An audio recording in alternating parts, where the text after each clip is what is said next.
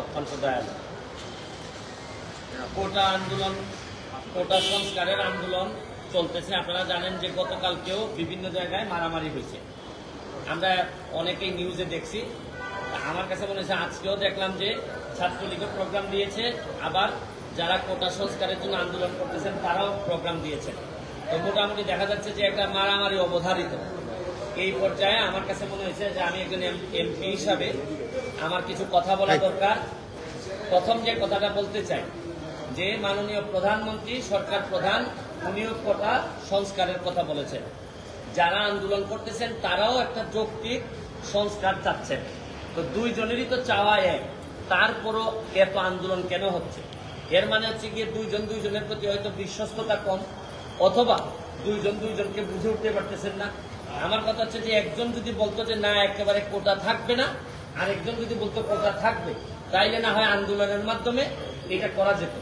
এখন প্রশ্ন হচ্ছে গিয়ে যে যারা প্রথমে আন্দোলন শুরু করছিলেন তাদের এই আন্দোলনকে অনেকেই আমরা যৌক্তিক মনে করছি, কিন্তু যখন এই আন্দোলনটাতে যখন রাজাকার স্লোগান চলে আসলো, যখন দেখা গেল যে সরকার বিরোধী, দেশ বিরোধী কিছু মানুষও এই আন্দোলনের সাথে জড়াই গেছে, তখন তো আর সরকার বসে থাকতে পারে না। তখন মনে হয়েছে যে এই আন্দোলনটাকে একটা সরকার বিরোধী আন্দোলন, কোটা সংস্কারের আন্দোলন রেখে এটা একটা সরকার বিরোধী আন্দোলনের দিকে মনে হচ্ছে, এবং সরকার তাই মনে করতেছে। আমার এদের আচরণ দেখে মনে হইতেছে। তা আমার কথা হচ্ছে যে আন্দোলনটা ছিল একটা যৌক্তিক, কোটা এই যে যৌক্তিক সমাধানের জন্য সংস্কার, এই সমাধান থেকে এখন চলে যাচ্ছে পুরা দেশ বা এই সরকার বিরোধী আন্দোলনে, বা কে রাজাকার কে এইসব আন্দোলনে চলে গেছে। আমি যেটা বলতে চাই, এখানে আরেকটি পক্ষ যুক্ত হয়েছে। এটা হচ্ছে গিয়ে যে এই কোটা সংস্কারের বিষয়টি আদালতের এখতিয়ার। আপনারা জানেন যে এটা প্রধান বিচারপতির আদালতে এই জিনিসটা আছে।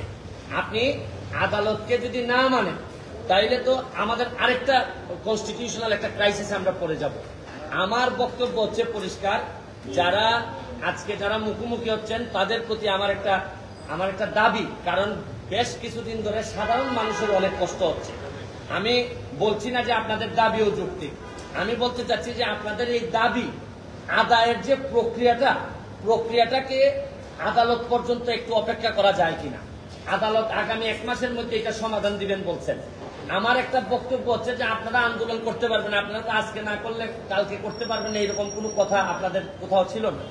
আপনারা আদালতটা দেখেন, মাননীয় প্রধানমন্ত্রী নিজেই কিন্তু কোটা বাতিল করে উনি কিন্তু এই আপনারা জানেন গেজেট প্রকাশ করেছেন, এটা কিন্তু উনিই করেছেন, এবং আমার বিশ্বাস উনি আবার একটা যৌক্তিক সমাধান উনি দিতে পারবেন।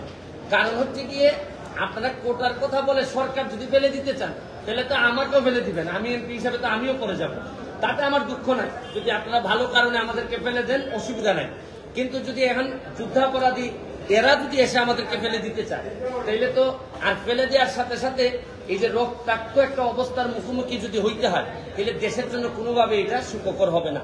আমার বক্তব্য হচ্ছে আপনারা অন্তত 1 মাসের জন্য এটাকে স্থগিত করেন, এবং প্রয়োজনে আমি আপনাদেরকে নিয়ে যারা কোটা সংস্কারের আন্দোলন করতেছেন তাদের যারা নেতৃবৃন্দ, তাদেরকে নিয়ে যারা আসলেই প্রকৃত ছাত্র তাদেরকে সাথে করে নিয়ে প্রয়োজনে আমি প্রাইম মিনিস্টারের সাথে বসে কথা বলবো, যাতে একটা যৌক্তিক সমাধান করা যায়। কারণ হচ্ছে গিয়ে আন্দোলন করে মারামারি করে, এবং আরো একটা জিনিস দেখেন, আমি ছাত্রলীগের সাবেক নেতা ছিলাম, কর্মী ছিলাম। ছাত্রলীগ এবং যারা মুখোমুখি হয়ে গেছে, এটা কিন্তু একটা চক্রান্ত চলতেছে যে ছাত্রলীগকে কিভাবে অজনপ্রিয় করা যায়। কারণ আপনি যখন একটা দুইটা দলের মুখোমুখি করবেন, সব এখন ছাত্রলীগ যদি কাউরে বাড়ি দেয় অথবা ছাত্রলীগ বাড়ি খায়, তখন কিন্তু হয়তো একটা খারাপ পরিস্থিতির দিকে যাবে।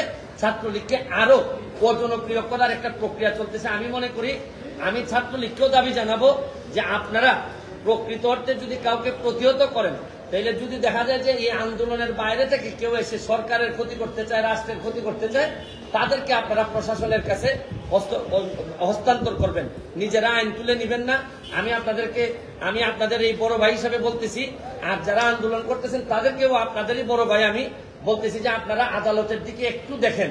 1 মাস পরে যদি আপনাদের মনে হয় যে না এটা যৌক্তিক সমাধান হয় নাই, তাহলে আপনারা আবার আন্দোলন করতে পারেন। কিন্তু অযথা মুখোমুখি হয়ে আপনাদের পুরো ভবিষ্যৎটার সামনে, আমি চাই না আপনাদের ভবিষ্যৎ নষ্ট হোক এবং এই রাষ্ট্রে বা দেশে একটা বিশৃঙ্খলা পরিস্থিতি তৈরি হোক। কারণ এইরকম বিশৃঙ্খলা পরিস্থিতি তৈরি হইলে সরকার কিন্তু কঠিন হাতে আগাইতে হবে, সরকারের সামনে আর কোনো পথ থাকবে না। এই জন্য আমি একজন মেম্বার অফ পার্লামেন্ট হিসাবে, ব্যারিস্টার সুমন হিসাবে আমি আপনাদেরকে দাবি জানাচ্ছি, আপনারা 1 মাসের জন্য, শুধু 1 মাসের জন্য আপনারা এই অ্যাপিলেট ডিভিশনের রেজাল্ট হওয়া পর্যন্ত আপনারা একটু যদি এটা স্থগিত করে এর ভিতরে আমরা আপনাদেরকে যদি চান, আপনাদেরকে সাথে করে নিয়ে প্রাইম মিনিস্টারের সাথে মাননীয় প্রধানমন্ত্রী, উনি বঙ্গবন্ধু কন্যা, উনাকে বললে উনি বুঝবেন না এমন কোন জিনিস নাই। আমি কাছাকাছি থেকে আপনাদেরকে সাক্ষী দিচ্ছি যে আমি এতদিন উনার সাথে আমি সংসদে ছিলাম, উনাকে যদি বুঝায় বলা যায় উনি বুঝেন না এমন কোন জিনিস নাই। তবে আমার কাছে মনে হয় যে প্রক্রিয়ায় আপনারা আদায় করতে চাচ্ছেন এই প্রক্রিয়াটা আপনাদের সঠিক না। আপনাদের কাছে আমার দাবি 1টা মাস সময় আপনারা স্থগিত করেন। 1টা মাস পরে সুপ্রিম কোর্টের আদেশের পরে আপনারা, কারণ আপনারা যেটা চাচ্ছেন, আপনারা বলতে চাচ্ছেন যে আপনারা আন্দোলন সরকারের সাথে, আদালতের সাথে না। কিন্তু আপনাদের এই আন্দোলনের যেটা চান আপনারা, এটা যদি আদালত থেকে আসে তাহলে তারা আপনাদের আন্দোলন করার দরকার পড়ে না। আপনারা মানলাম যে আপনারা আদালতকে চাচ্ছেন না, কিন্তু আদালতের মাধ্যমে আসতে পারে। প্রয়োজনে আদালতে আইনজীবী হিসেবে আমি থাকবো, থেকে যৌক্তিক সমাধানের চেষ্টা আমি করব। এইটুকু আমি। তার মানে আপনি বলছেন যে কোটা আন্দোলনকারীরা যদি আদালতে আসে আপনি তাদেরকে আইনি সহায়তা দিবেন? আইনি সহায়তা ক্লিয়ার করে বলেন। আমি যদি তারা আদালতে আসে, আমি তাদের সাথে থেকে একজন আইনজীবী হিসাবে তাদের এই যৌক্তিক সংস্কারের জন্য যা যা বলা লাগে আমি তাদের পক্ষে বলবো। কিন্তু তাও আমি চাই যে আপনারা আন্দোলনটা এইভাবে মুখোমুখি হয়ে সাধারণ মানুষের কষ্ট এবং এই রক্তাক্ত পরিবেশ আমরা দেখতে চাই না।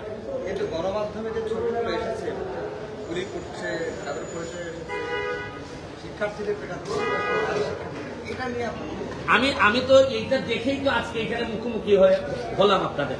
আমি গতকালকে যে পরিস্থিতি দেখলাম, শুনেন, প্রতিটা দল বা সংগঠন সবসময় তো একই আদর্শের উপর সব লোক থাকে না।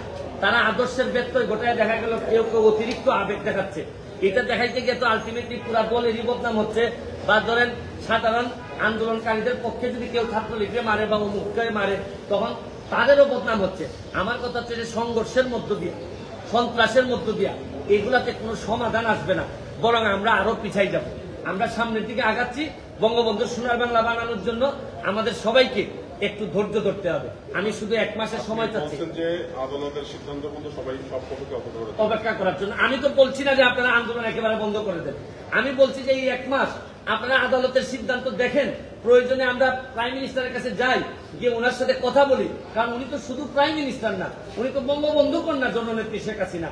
উনারে বুঝাইয়া বললে, আমি নিজে পার্সোনালি উনার কাছে গিয়ে আমি দেখছি, উনারে বুঝাইয়া বললে এমন কিছু নাই হয় না।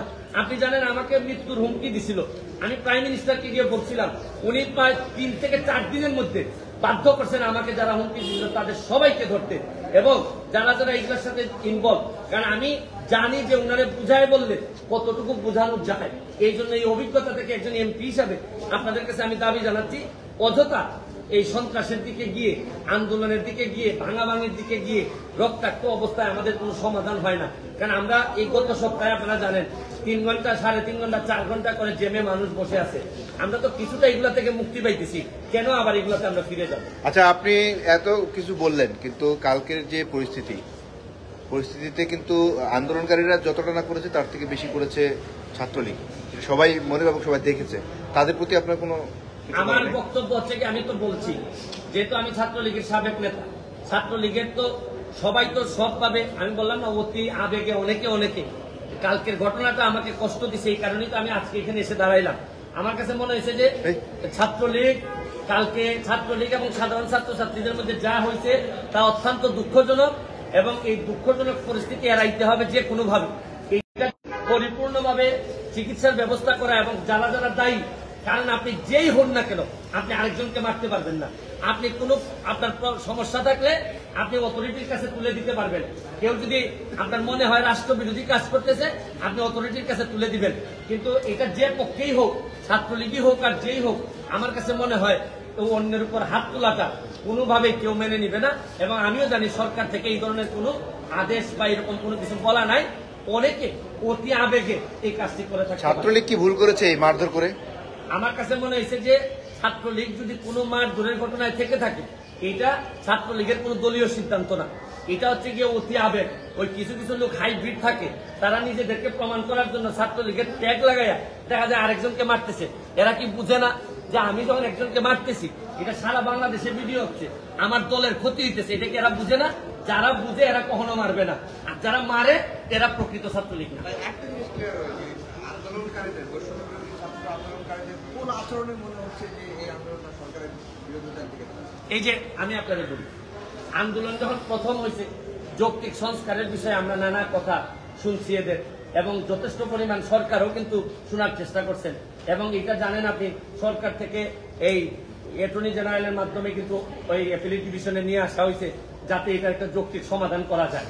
কিন্তু যখন থেকে আপনি খেয়াল করে দেখেন যে এই স্বাধীন দেশে আপনি রাজাকার স্লোগান দিবেন, এইটা কিন্তু মুক্তিযুদ্ধের প্রজন্ম বা আমরা যারা স্বাধীনতার সপক্ষের শক্তি, আমাদের পক্ষে মেনে নেওয়া খুবই কঠিন। এই সময় মনে হয়েছে যে এই যে প্রক্রিয়াটা শুরু হয়েছে, এবং আপনি দেখবেন যে বিভিন্ন জায়গায় এই যে জামাত চক্র, যেটা জামাত শিবির, তারা কিন্তু বসেই থাকে যে কোনো একটা এই আন্দোলনকে কিভাবে তারা ব্যক্তিগত বেনিফিট নেওয়া যায়। আমার কাছে মনে হয়েছে এরা তো সাধারণ ছাত্র, এরা তো এত বুঝে না।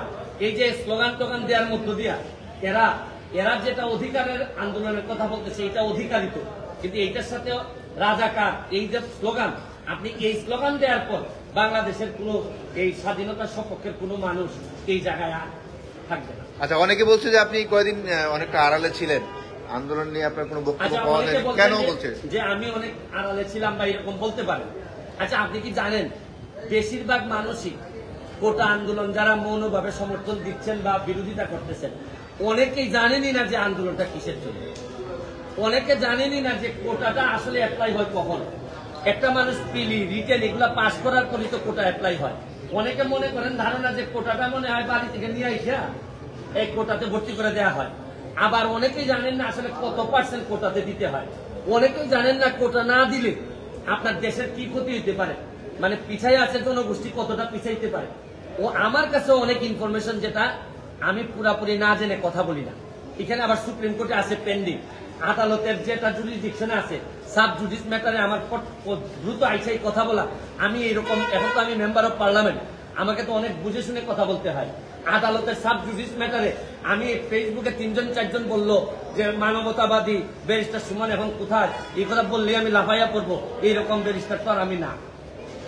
ওকে, সুমন ভাই, আমাদের সময়ের লাইফে প্রায় ৬২,০০০ মানুষের মত কোটি কোটি, তার মধ্যে অনেকে আপনাকে প্রশ্ন করছে যে নিজের সুবিধা মতো যে আমি তো অবশ্যই আমার সুবিধা মতো বলছি, কিন্তু আমার সুবিধা কোনটা? জেনে পড়ে থাকবো আমি, মারামারি দেখবো, আমার খারাপ ভালো লাগবে?